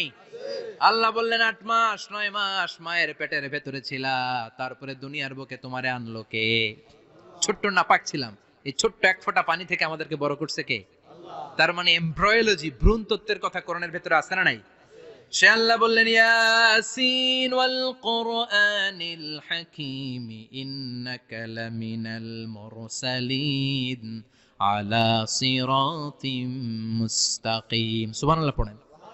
আল্লাহ বললেন ইয়াসিন, এরপরে বললেন আল কোরআনিল হাকিম, প্রজ্ঞাময় কোরআনের শপথ। বিশাল একটা শপথ কেটে আল্লাহ বললেন ইন্নাকা লামিনাল মুরসালিন আলা সিরাতিম মুস্তাকিম। ইন্নাকা লামিনাল মুরসালিন, অবশ্যই অবশ্যই নবী হে আপনি রাসূলদের অন্তর্ভুক্ত। চিল্লা এখন সুবহানাল্লাহ। তিনি যে রাসূল এটার সার্টিফিকেট এই আয়াতে দিয়েছে কে? এরপর আল্লাহ বললেন আলা সিরাতিম মুস্তাকিম, ও নবী আপনি সিরাতুল মুস্তাকিমের উপর আছেন। যেই দোয়াটা প্রতিটা নামাজের মধ্যে প্রতিদিন প্রত্যেক রাকাতে সূরা ফাতিহাতে আমরা পড়ি, ইহদিনাস সিরাতাল মুস্তাকিম। ও আল্লাহ, show us the right path, show us the correct path, আপনি আমাদেরকে সোজা পথ দেখান। আল্লাহ এখানে সার্টিফিকেট দিলেন, নবী গো লক্ষাধিক পয়গম্বর যে আমি পেয়েছি তাদের শ্রেষ্ঠতম রাসূল করে আমি আপনাকে প্রেরণ করেছি, আর হেদায়েতের সুউচ্চ মশাল দিয়ে আমি আপনাকে সিরাতুল মুস্তাকিমের উপর রেখেছি। চিল্লায় পড়েন আল্লাহু আকবার। এইজন্য বিজ্ঞানময় কোরআনের সাথে নিজেদের সম্পর্ক বাড়ানোর দরকার আছে না নাই? কোরআন পড়লে দুনিয়া এবং আখিরাতে মর্যাদা বাড়ায় দিবে কে? কোরআনের আইন দিয়ে সমাজটারে সাজানোর দরকার আছে না নাই? কোরআন দিয়ে আমাদের সমাজটা সমৃদ্ধ হোক আমরা চাই কি চাই না? কোরআন দিয়ে আমার সংসদ ভবন চলুক, আমার 300 জন মেম্বার অফ দ্য পার্লামেন্ট কোরআনের আয়াত দিয়ে সংসদে কথা বলুক আমরা চাই কি চাই না?